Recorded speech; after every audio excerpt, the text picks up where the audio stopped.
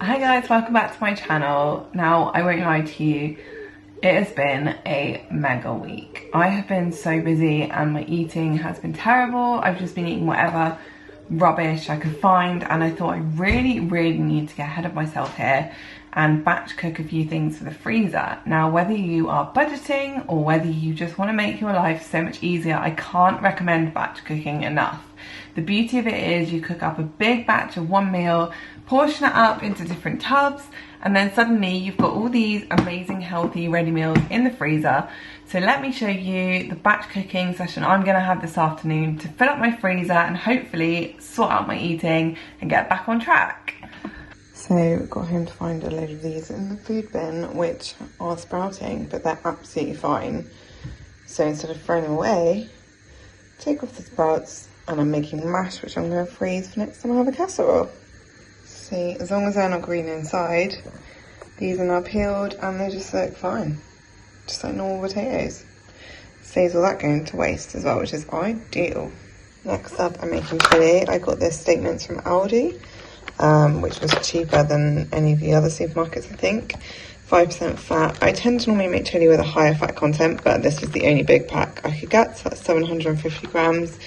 I've got onion, I've got some passata left over from a recipe I did the other day, which is actually the right amount I need. Chopped tomatoes and kidney beans, just using the basics ones to keep the cost down, because I don't really think it makes much of a difference in this one. And yeah, I will show you what that looks like in a bit. And while I'm cooking that, my mashed potatoes are coming up to the boil, so it's all systems go.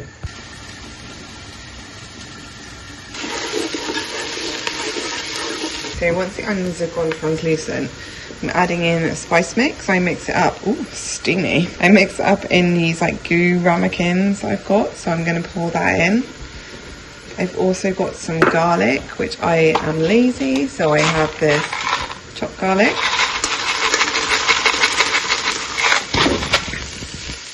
And then because I don't have as much chili powder as I previously hoped,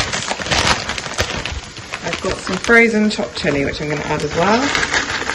Spice it up a bit. And then I'm going to add in my red peppers as well. It's all very difficult one-handed. Salted. And it smells amazing already. Give it a good stir. And don't forget the recipe. I will put the link in the description, because there is a much better written recipe than this one-handed filming version. Okay, so the beef mince is in. I'm just using the spatula to literally break it up. And I've also got a Knorr beef stock pot, and I'm using the rich stock pot, so I'm just going to plop that in.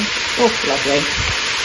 Give it a really good stir, and I basically want to keep frying this until everything is brown. And that's kind of like the equivalent of what I've used instead of an OXO cube. So I'm going to give it a good stir, and when that's brown, we'll add all the tomato stuff in. Okay, as you can see, that is now lovely and brown. So I'm going to add my tinned tomatoes. And then I've got passata.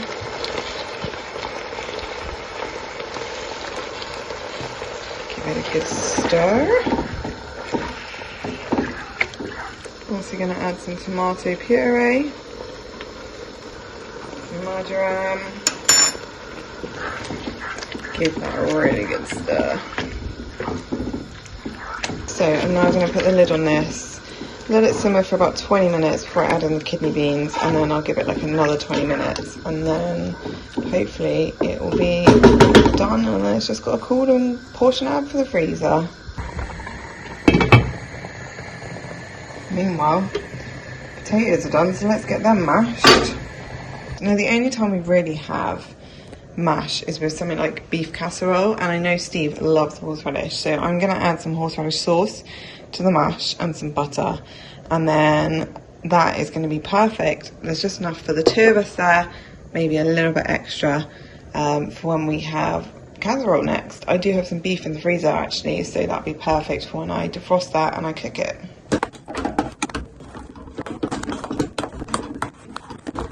Look at that. Beautiful. And to think that would have just been thrown away in most households. And now that is going to do us a lovely dinner. So I'm going to leave that in the pan to cool down, and then I will portion it up into a Tupperware for the freezer. Now, while the chili is cooking, I'm also going to make my gluten-free sausage meat pasta sauce. I'm not going to actually cook up any pasta, because the best way to do this with gluten-free pasta is to freeze the sauce in bulk or in portions, and then cook the pasta up when you need it, because it can kind of break down quite a lot when you have it cold or when you reheat it. So I'm using these Lincolnshire pork sausages that I got from Aldi again. They have a little gluten-free mark on them. Most sausages nowadays are gluten-free from supermarkets, but always double check.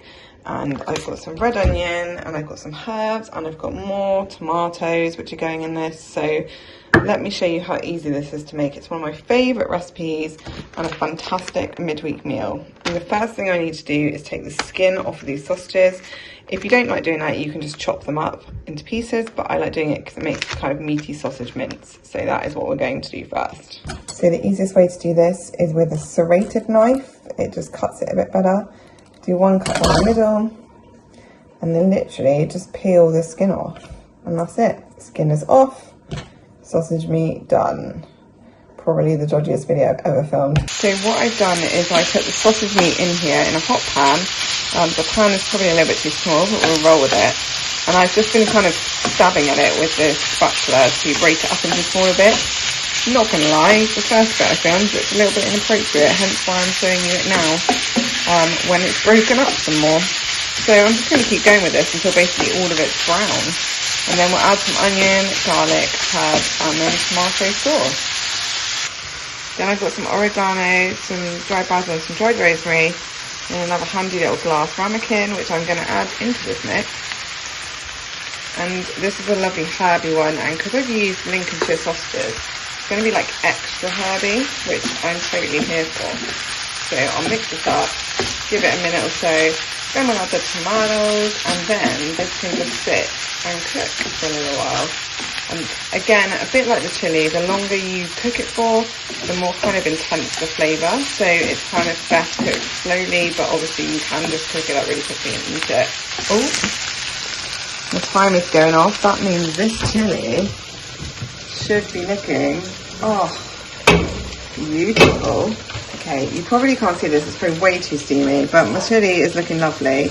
So that's had 20 minutes. I'm now going to add my drained kidney beans, and I'm going to give it another 20 minutes to just sit and simmer on the hob while I finish off the sausage pasta.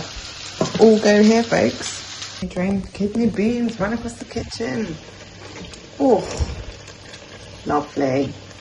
Just going to literally put the lid back on that and leave it for another 20 minutes while I put the tomatoes in here. Okay, so I've got tin tomatoes, tomato puree, half a tub of passata in here. And then the final bit I'm going to add in is about a teaspoon of this, which one-handed maybe slightly more, but we'll see. Here we go. Oh, look at that. Okay, so that balsamic vinegar just adds a really lovely kind of almost sweetness to this. I'm just going to give it a really gentle stir. Ow, that spatula is extremely hot. Note to self, do not leave spatula resting on the side of the pan. And once that's stirred up, I'm going to leave that to simmer for a while. So I will basically leave the chili and this sausage pasta simmering. So this will be enough to do me and Steve for 2 meals, so 4 portions total. So if you've got a family, it'll be like 1 portion. But yeah, you can portion it up however you like. And the chili will probably be about 3 or 4 meals worth, I reckon. So I'm going to leave this to simmer. I'm going to leave that to simmer. And then I'll show you when it's all done. So another quick handy tip for you guys is usually I would use this microwave rice if I'm in a hurry or if I'm feeling lazy, which is quite often. But if you want to save on time and money, another really good tip is to cook up some basmati rice and then freeze that as well in portions. And then you can just microwave it when you want to have some of this. It doesn't work as well with pasta because, like I said, the gluten-free pasta tends to break up. But yeah, if you tend to use pouches like this, I'd recommend doing that. I am not today because I have no rice, so I'll be using that when I eat that. The sausage pasta is now done. I've just taken the lid off to let it cool a little bit before I put it in a tub. Now normally I would stir through some fresh basil, and also I'd put a tablespoon of the pasta water in here once the pasta's cooked before I add it, because it just helps the sauce to stick to the pasta. So what I will do is when I defrost this, I will add basil if I have it, and I will also add the pasta water once I've cooked the gluten-free pasta. And then over here as well, the chili is now done. So this is just sat cooling down. And again, it looks really good, and I would normally add a square of dark chocolate to this, but I don't have any. So again, that's something that I could do once I defrost it if I want to. And then I've got my mashed potato here, which is cooled right down now. So once this is cooled a little bit, it's not steaming so much, I will pop it in my Tupperware tubs, ready to let it cool completely before popping it in the freezer.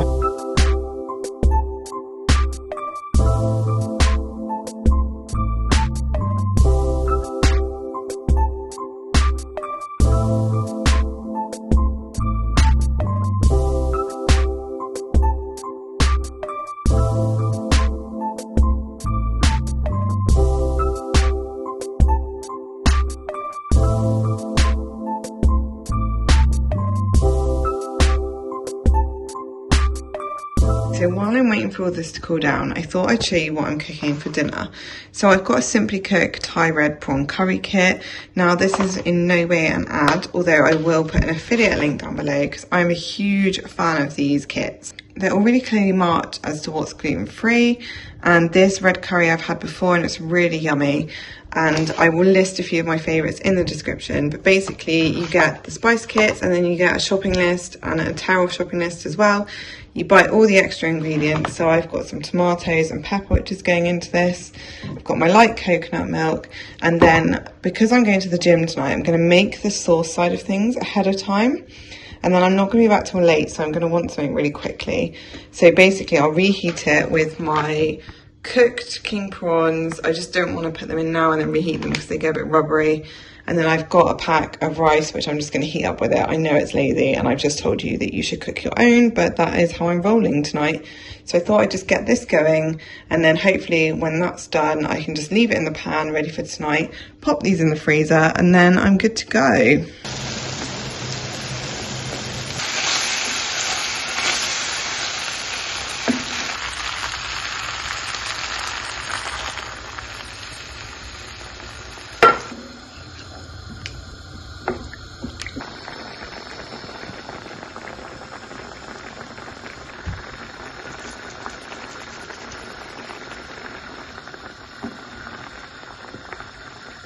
Okay, so that's now finished as far as it can go for now. So I'm going to pop my lid on. I'm just going to leave that there until I'm ready to reheat it and add the prawns, which are still defrosting.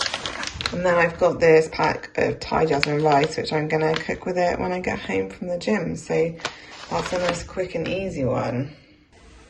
I'm not going to lie, I would recommend doing this in more than one go because it feels a bit precarious trying to get down some steps. If I get to the garage without dropping these, it's going to be a miracle. I mean, just look at my reflection. For those who are wondering why I'm in the garden, my freezer's in the garage. Oh. Welcome to the freezer of dreams. The food has made it here in one piece, I'm pleased to say. So there's a lot of random stuff in here. Now, one way to save money is actually to buy things like meat and fish when they're in the reduced aisle.